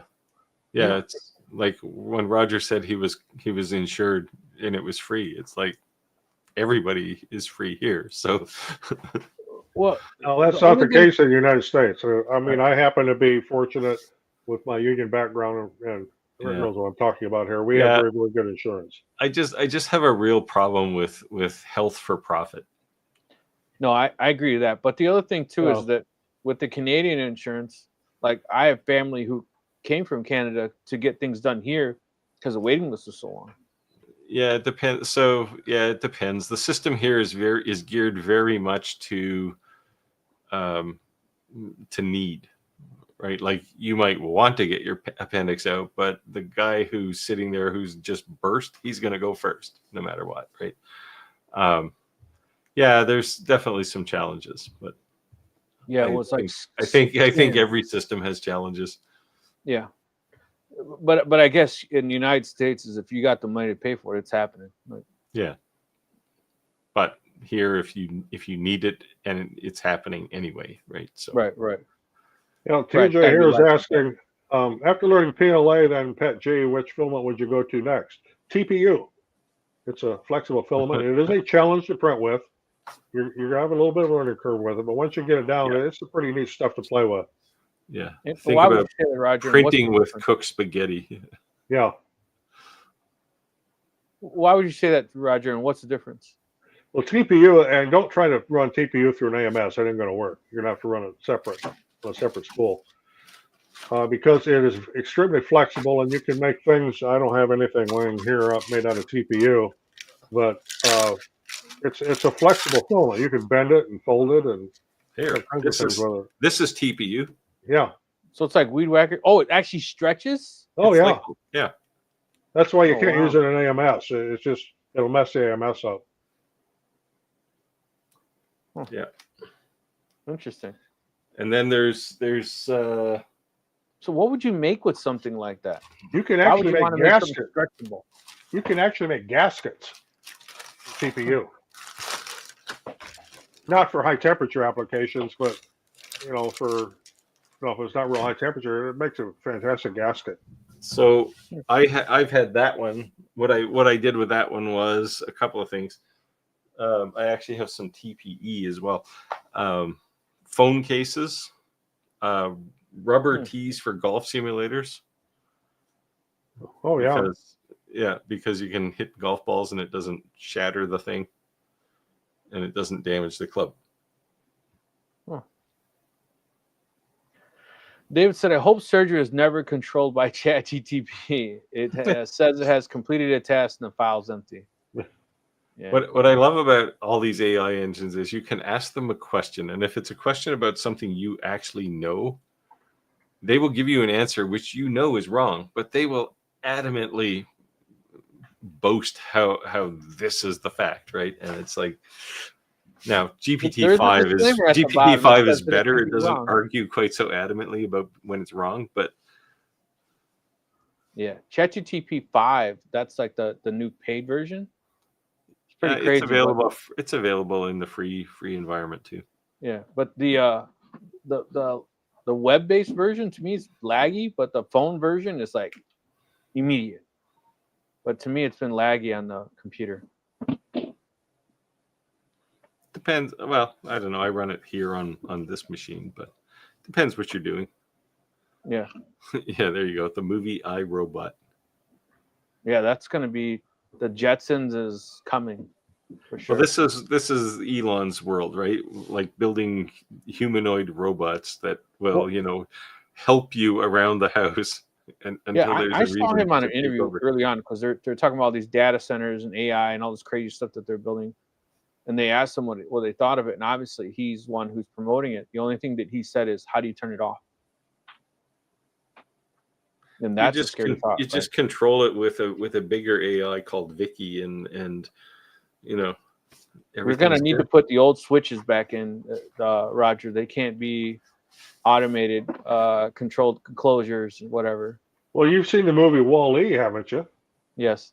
Well, there you go. There you go. Yeah, my son watches that quite a bit, actually. Kevin, I've seen this comment so many times. You know this is only partially true, right? If you look at effective tax rates in Canada and the US, and I'm talking full tax rates, so we don't have something like a municipal, well, we have property tax, but we don't have all these weird levels of taxes that they have in the US, but the effective tax rate per person in Canada versus the US for similar salaries is about the same. Plus, I thought it was like 60% in Canada and about 28% in the United States. No, that's your media doing that. Yeah, because it's not 20% in the United States for one thing. 28. Because you've got federal, state, 18 different levels of taxes, right? We don't have that. We got 2. Yeah, we have. Well, when you, what do they say? You get taxed when you get paid, and you get taxed when you spend. That's your income tax. Right. But we only have one of those, right? It all comes off at once. But not all states. What is it? Tennessee. There's 5 or 6 different states when you're retired, you don't pay state taxes, which is pretty cool. Yeah, so a guy I worked with moved from North Carolina to here, actually, not too far from me. And he asked me he had a boat, and he asked me if you had to pay luxury tax on a boat. Like it's an annual thing, I guess. We're in North Carolina. I don't know. I said, no, you paid to buy it, and that was it. So, Yeah, I was surprised. I mean, I think in general our taxes are slightly higher than the U.S., but it's not what the media has programmed you to believe. Yeah, I was surprised in Virginia when my sister-in-law had mentioned that they basically pay sales tax on their cars every year. I'm like, what? Yeah, we don't. So it was like $5,000 or $6,000 for her plates, and I was like, dude, what? Yeah. What would you do if you had a beater? Like, how does that make any sense? I just paid for my vehicle plates for 2 years. It was $250 or something. Yeah, we can only do them a year at a time, but yeah. But Chris said I got my first bill for a medical service in about 40 years last week, and it was just for a doctor to fill in a form. Yeah, the standard you got charged for a referral. Yeah, the $5 administration fee. Yeah, you can make shoes out of TPU, as Santero was saying, and I have heard of people doing it. I think there's an STL for Crocs up on what's it called? Thingiverse? Thingiverse. I think somebody pointed out that there's an STL file for Crocs. Not that I would hilarious.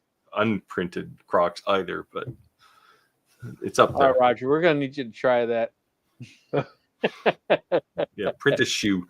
We're gonna need you to try the shoes, Roger. Now, if you can make them wild colors like your shirts, and you showed your feet in that, that would definitely get us some attention. Yeah, they're so watch bands. These kind of watch bands are quite often TPU, either silicone or TPU. Yeah, Chris said the thing about TPUs for kids' toys so they don't break them so quickly. Yeah, I could see that. Yeah, TPU once it's printed is pretty strong. Chris said ChatGPT is Google on steroids. I agree. I use ChatGPT every single day. We're no longer allowed to use it at work. They actually blocked it because they said people were putting in confidential information.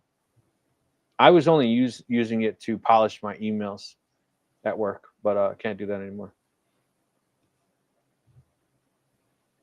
Chris said U.S. seems to have federal tax, state tax, all the way down to a neighborhood tax. Yeah, county. Yeah, see, we don't have any of that kind of stuff. We have equivalent of federal and state. We have provincial and federal. Of course, with Rick and I both living in Illinois, they like to tax everything here. Mm-hmm. I mean, storms don't even stay around too long because they'll be taxed.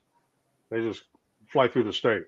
Yeah, I think I'd have to live in New Hampshire if I was in the U.S. TJ said, have you seen that honeycomb storage grid on Gridfinity to organize stuff?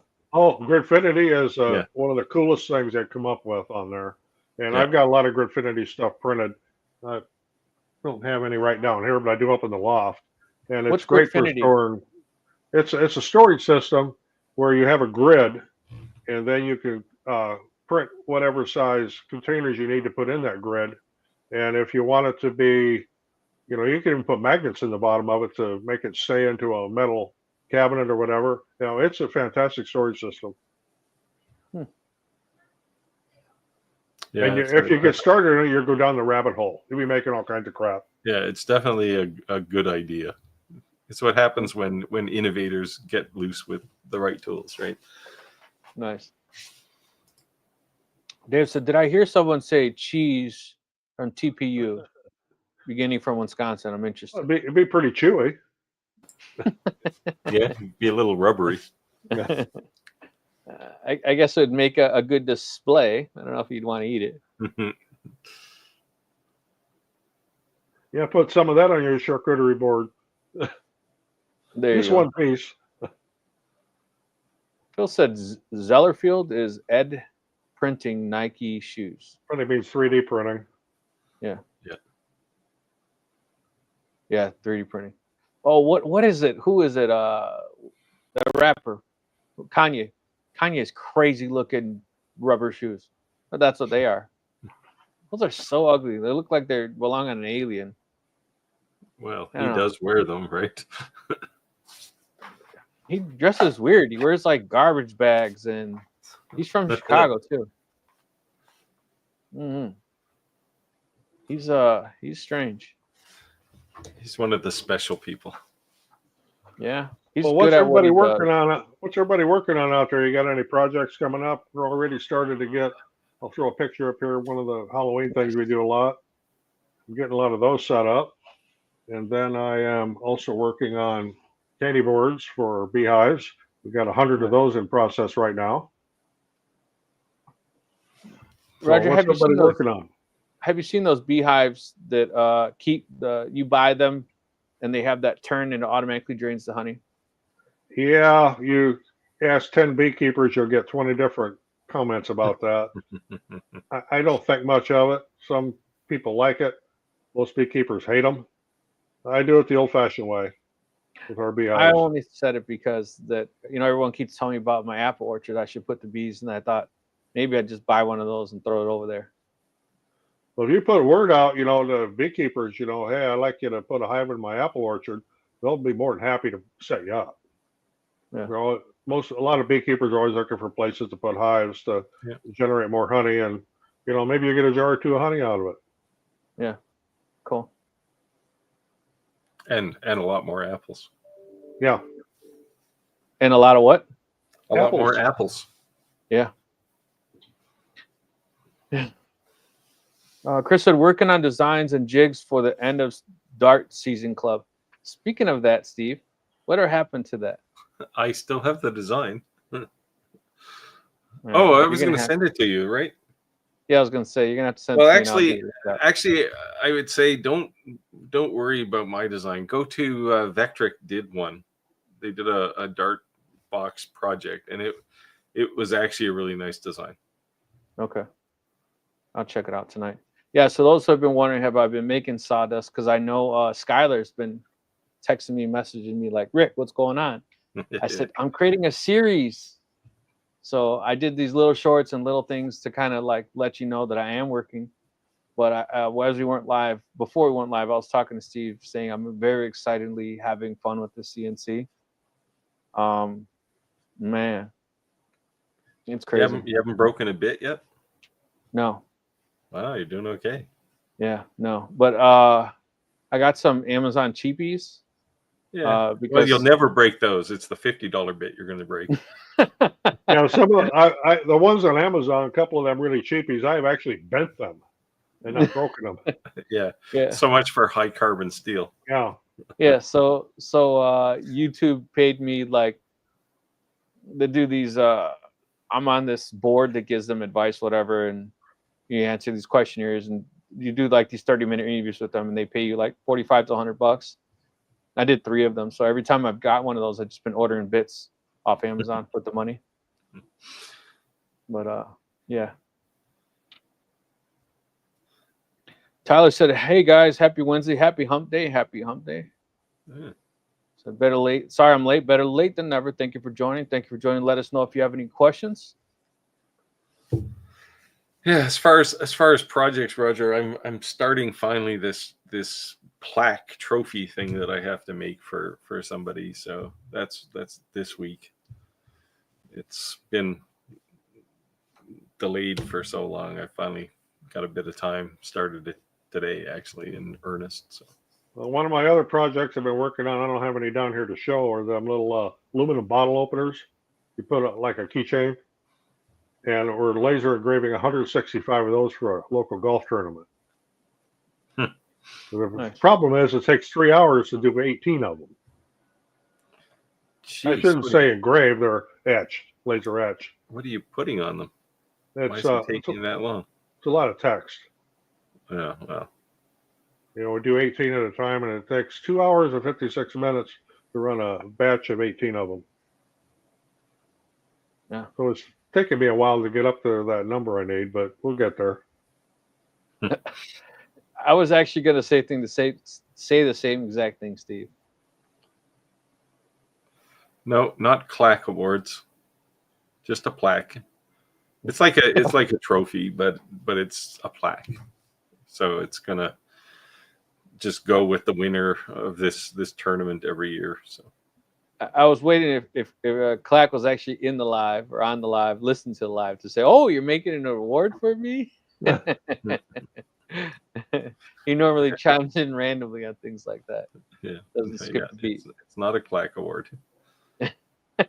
Did you see his big sign that he made with the X1? Yeah, yeah, I saw that. That's the one thing you can make is really big signs. Other than that, it's just another laser. So I got this thing off TikTok. I have a video coming. I'll do a spoiler, but it's crazy. It spins, but you can upload any kind of 3D file on it. That is nuts. They're like they're for advertising. Oh, there's Clack there. Yeah, he's on there. Yeah. I looked at those things. I was actually going to put one in the back here somewhere. Yeah, I got one. So that's another video you'll see coming out. That's insane. Like what you can upload to that thing. It's crazy. Clack said, "I like getting awards."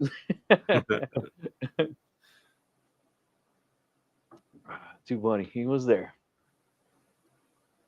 Yes, the intent. There he is.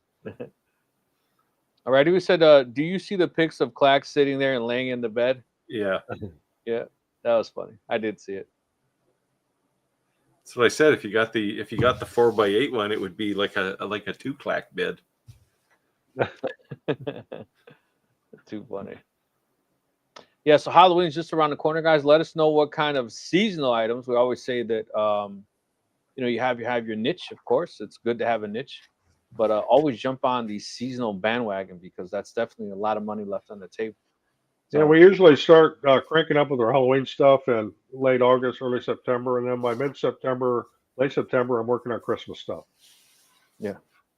Clack said the shop making stove covers. He's making those Speaking stove of, covers again.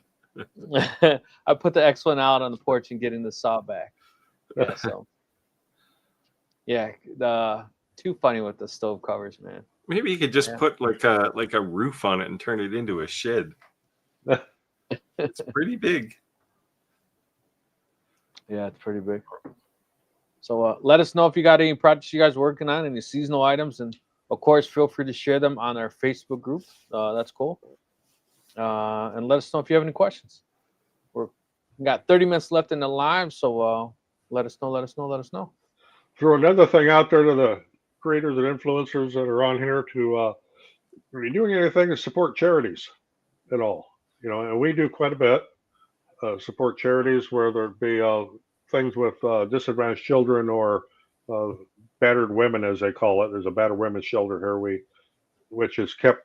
The location of it is top secret, but we do things with the organizations I'm associated with. We do things for them.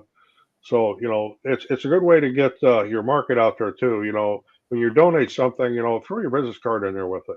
If you're doing a charity thing or something for a fundraiser, and you're doing like a gift basket, and that people can bid on a raffle, throw your business card in there. Put your logo on the merchandise. Let them know where it came from, and you'll get some business that way.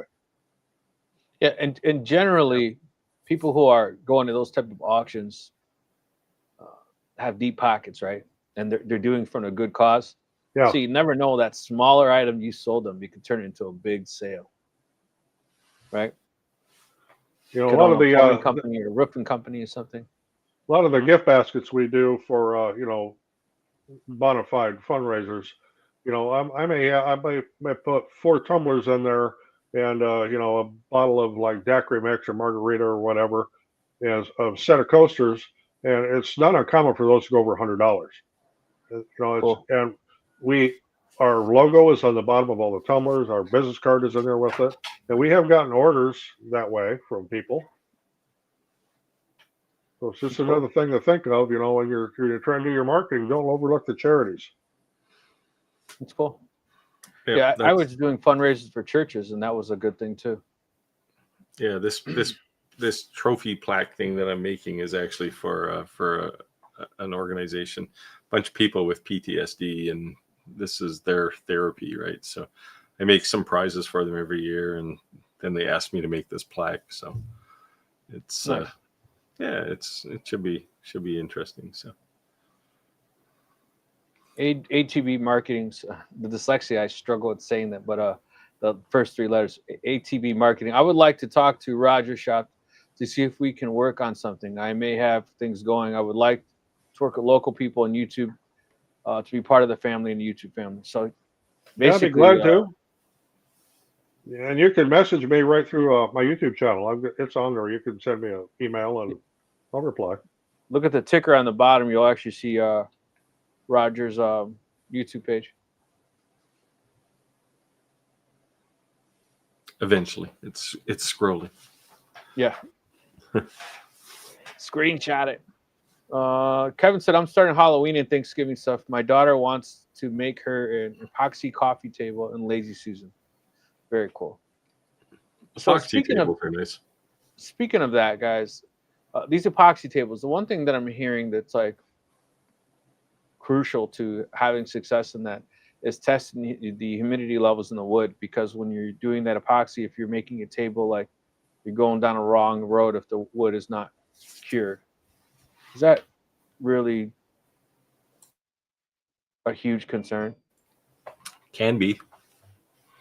What'll happen especially if you're gluing things together. If it's like a wide board, you can get it'll cup and split and.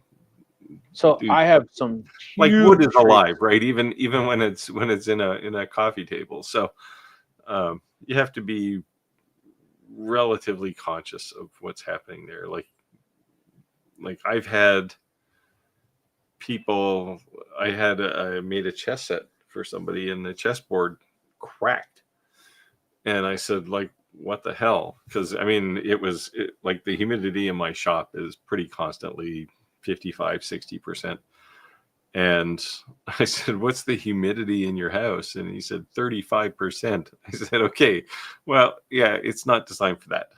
So I ended up making another one. But yeah, it's just, you can't abuse wood like that, right? So I have these huge trees that I was thinking about cutting some slabs, and if there's any like rot or from the animals, anything like that, to fill it with epoxy, and I thought that'd make a cool tabletop. Yeah. But I was warned that make sure it's really, really dry. Yeah. If you're cutting, especially if you're cutting it from a tree, you're gonna have to kiln dry it or put it in like air dry it for 2 years at least before you. Well, I have this company sending me this. I already have one, but it's sending me another one. It's one of those. It's crazy. You can run it off 220, 120, 48 volts, and 12 volts, or diesel. And I'm like, what?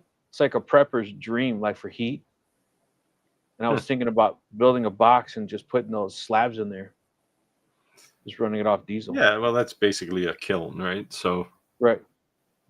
Yeah, I mean, you can dry it. I think Clack has a kiln, or he certainly has a sawmill. So yeah, but yeah, you definitely want to dry it. Don't work with green wood. So TJ Michael is asking, a little nervous about the smell from 3D printer fumes. How bad does it get? Like exhaust outside if I have to. Unless you're printing with nylon or ABS, you're not going to smell anything. No.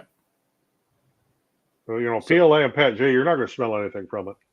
So Roger, just because you don't smell anything, are there any harmful fumes that you need to be aware of?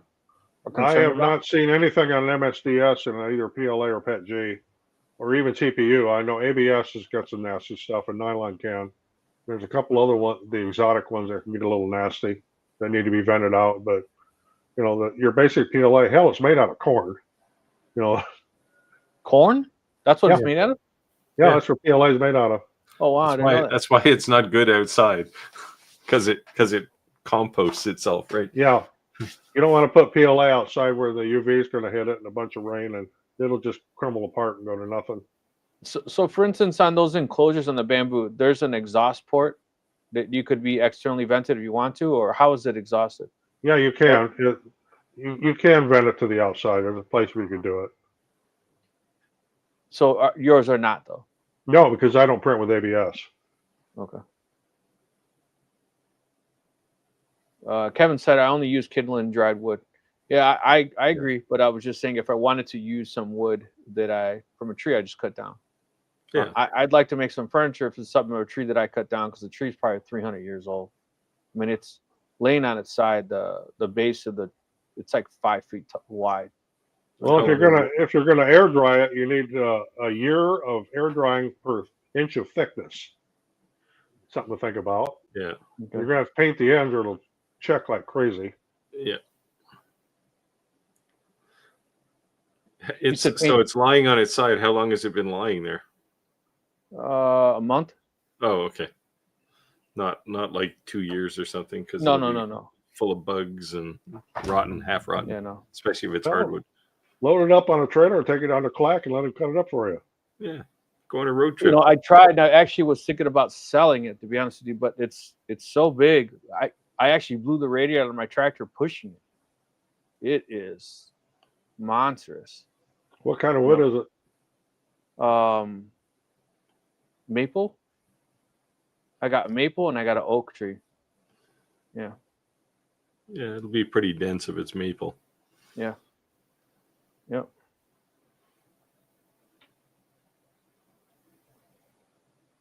Chris said, wood is more fragile than most people realize in many different ways. Yeah. I mean, you can, with good hardwood, you can smack it with a hammer, but it'll crack just sitting there, right? So you have to be, kind of conscious of, like, you have to finish it. Like, you have to seal it and keep the moisture out of it. So Clark said any material that's inside a house needs to be pulled down to 7 to 8% moisture content. Pecan is panned to dry out without cupping.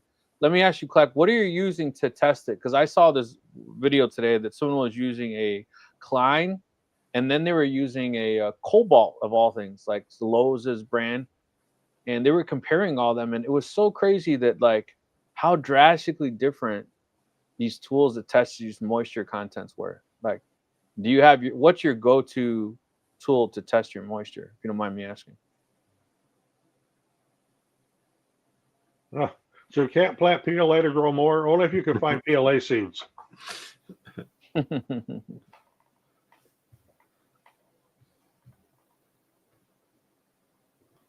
Clark said, pecan is a good for a smoker. It's right there for hickory on the Jenica scale. Oh, a FLIR moisture meter. Okay, he's got the high end one there. Yeah, pecan is absolutely good for a smoker. I use that on my smoker all the time. Yeah, I'm gonna check that out. FLIR moisture meter. Yeah, the pin type is because you got to stab it into the wood, right? Santa's Labor Grade said, bowling out tonight. All the shop cleaning has me exhausted. Great info. Good evening. Yeah. Well, thanks for joining us. Yeah, thanks for joining us. Let us know when you make some sawdust in a beautiful shop of yours, man. I want to see the pictures. Yeah. I don't even think I've got a picture of my shop when it was all cleaned up.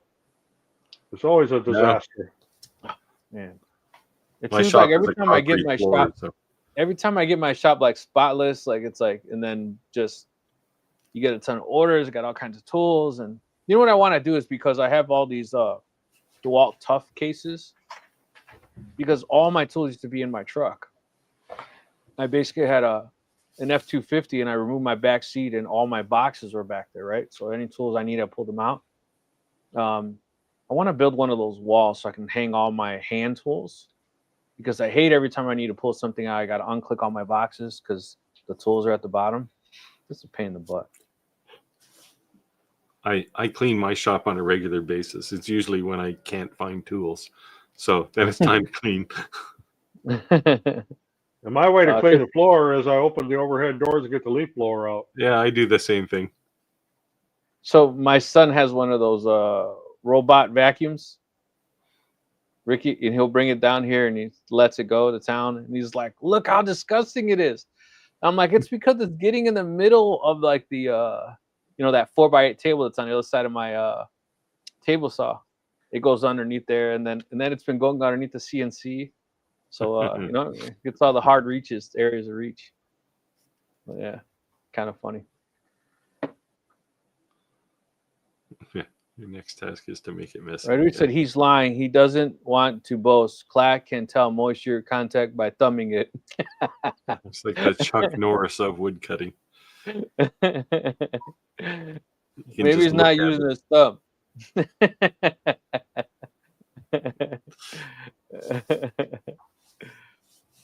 Yeah, that's hilarious. Yeah, no, I might check that out.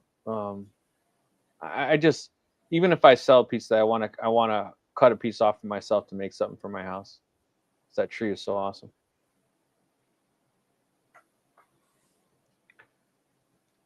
Yeah, well, especially if it came out of your yard, right? So, right, it's a story to tell for sure, right? Exactly. So if I got to cut it and throw it in my basement for a while and let it dry out, but if I could take that motor heater and make myself a little drier, that'd be kind of cool. So I'll check into that. Roger, I know in the past you were kind of saying that since COVID with tariffs, etc., really noticed a hit on Etsy, and a lot of people are kind of experiencing and sharing the same. Have you noticed any change? No, our Etsy sales are on our greenhouse and nursery side. They're holding constant, but on the 3D printed stuff, especially off our website, we're off by a good 40, 50, 60% in sales, mostly because people are not buying as many lasers as they were. And that's, our main part of the things we 3D print are laser accessories. Yeah. See, plays to my argument that the diode laser market is dying, right? Yeah, that So too. So I had a very good friend of mine. He owns a DTF, DTG apparel supply company. Contact me and say, hey man, you haven't ordered anything in like a long time, and how's your business going? And basically said that he's struggling to stay in the business. And this is a guy who's been in the business 20 years. And I told him, well, honestly, I've been shifting to making sawdust and making shirts, and which was crazy was before he got into apparel, he was heavily into CNCs and lasers. So he, so I don't know. It's funny. I went to, there's a store, I'm not sure if you guys ever heard of it. It's called the Sign Outlet. They're like USA Warehouse or US Cutters, like one of those type stores. They sell everything vinyl, everything you can think of. So Roger and I, we're lucky because they're local to us. So I posted on our Facebook group, what is that blue? And you'll see why I asked that question later in the video. But what's that blue filament that you guys put on the wood, to paint, to do like the multicolor for the CNC? And it was Oracle masks, right? And yeah, Aura mask. Yeah. So I was able to, just drive there, 20 minutes from my house and go pick it up. But yeah, so stuff seems pretty cool, pretty legit. And I use masking tape a lot on my laser, but I was told not to use that on CNC because it gums up the blades, right? Do you use that stuff, Steve? I don't know. I use the blue painter's tape on my CNC and I haven't had a problem with it. It's not really an issue. The bit's so hot that any glue on there is going to melt anyway. So, okay, because it's pretty expensive. I tell you, I can get masking tape a hell of a lot cheaper. Yeah. So yeah, I just use blue tape, two layers of blue tape. Okay. Yeah. So that Sign Outlet, you can get tape any size you want. They cut it. So whether you want it, 30 inches wide or you want it 4 inches wide, they'll cut anything you want. So that's pretty cool. But I got that roll. It was 30 by 50 yards. So we'll see how it works compared to masking tape. 30 Aura mask. Yeah. 30 by it works wide. It works well. Yeah. It definitely is a lot thinner than the masking tape. And I like the idea that it was transparent. So yeah, so it's cool. So be ready for some really cool things, man. And Roger, I'll have to give you one of what I'm making because I'll just say it's brotherhood related. And if anyone doesn't know what that means, Roger and I are both IBW brothers. Yeah. So if there are any IBW brothers out there, let me know. You might like this next video I'm going to be dropping on what I'm making on the CNC. Very cool. Very cool. Let's see. What is Clack saying here? Radu said, I wish I had 4 different meters in my drying meters in my drying time. Chris said I use green painter's tape. Yeah, frog tape. That works too. Yeah. Radu said, I was just looking and the small pen size one is worth it. I can't afford an $800 meter. Wow. That's how much it costs, $800? It's pro, right? Yeah. Kevin says, never to run. Have a good night. Need to run. Have a good night. Thanks for joining us tonight. Yeah. Thanks for joining us, Kevin. Right. You said I was going to wait until Sunday to ask, but since you're here, I'll probably forget. Sounds about right. Right. It said the general brands that Lowe's, Home Depot, Harbor Freight and Home Depot, they just didn't last around my place. So in other words, I just saw that there was a huge drastic total differences in the way they were showing the results, and they were like, well, which one's accurate? That's why I asked. If you're actually going to spend the money and you're really going the extra mile to make sure it's dry, if you do all that work and the tool just sucks, that sucks. TJ said, I'm out of IBW 22. Can't wait to see it. No, I'm out of 145. Yeah. Funny, I had a union, one of those union signs in my front yard, and the wind blew it crooked. And IDOT, because I live on a tollway, Illinois tollway, IDOT pulled over with their trucks, straightened up the union sign, and got back in and kept driving. I thought that was pretty cool. Rare music page. Hey, can people in the audience join the show then? We do occasionally invite people in the audience. Haven't for a while. It's time. We haven't for a while. Yeah, we're not opposed to it. Most of the time, to be honest with you, it's someone who joins our lives frequently. We kind of know who they are, and just being completely transparent, it's because we are live, and we wouldn't want anyone to jeopardize anything for the three of us if they did anything. Wow, just being honest. Does this mean we have a reputation to uphold? Exactly. We can't get our channels banned. Put it that way. Yeah, I definitely don't want that to happen. Yeah, exactly. Clack said the FLIR I use about 45E, and it's only about $150. The general is. Now, $150 is not bad. Now, $800 is different, but $150 is not bad. Yeah, I have a FLIR thermal camera. They're pretty good. Yeah, I know, Roger. You probably used a lot of thermal cameras. I had, whenever we used thermal camera, every time we went down the manhole. Oh yeah, we use back used all the time. They were always fluke. Yep, fluke. Yep. Fluke. Yep. Yeah, I don't think $150 is ridiculous. And then I think anything under that price, you probably like, is it worth buying? Is it really accurate, right? So I'll check that out, Clack. Said, yeah, the pen. Reddy said, yeah, the pen one is about $99. Yeah, I kind of like the ones with like the prongs and it had the display, and I don't know, yeah, a little more than the pens.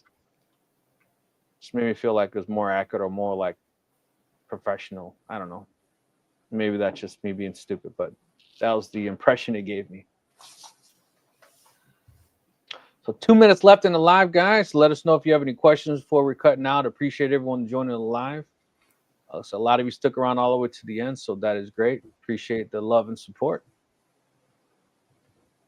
Most of the wood I work with in my shop has been sitting in my wood rack for 3 or 4 years. So nice. Or quite a while. I actually have so much in there now.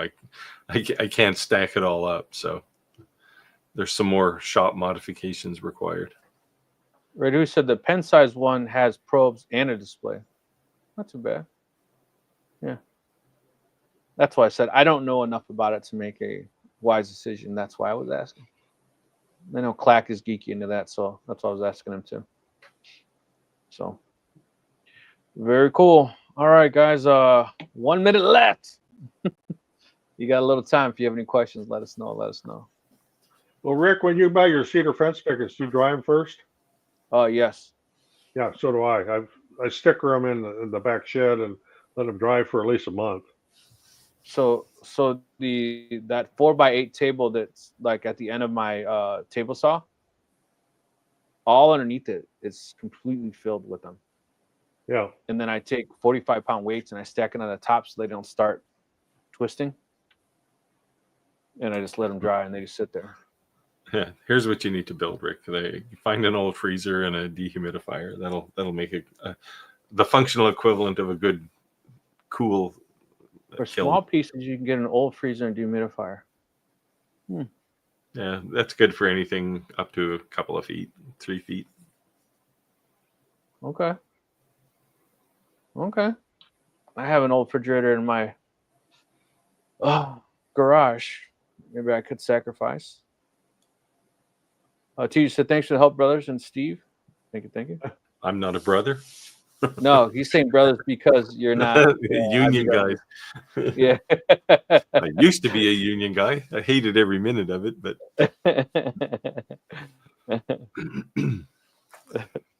All right, guys. Looks like we're at time. It's 8:30. Said appreciate everyone joining the live and for Thanks, the join us, and we'll see you next week. Steve, Roger, you want to say anything on the closeout? I have nothing to say, man. I'm No. sleepy. See y'all next week. Yeah, see you take next care, week. all. And post your builds on the Facebook group. I love seeing them. See you guys. Talk to you. Yeah. Yep. See ya.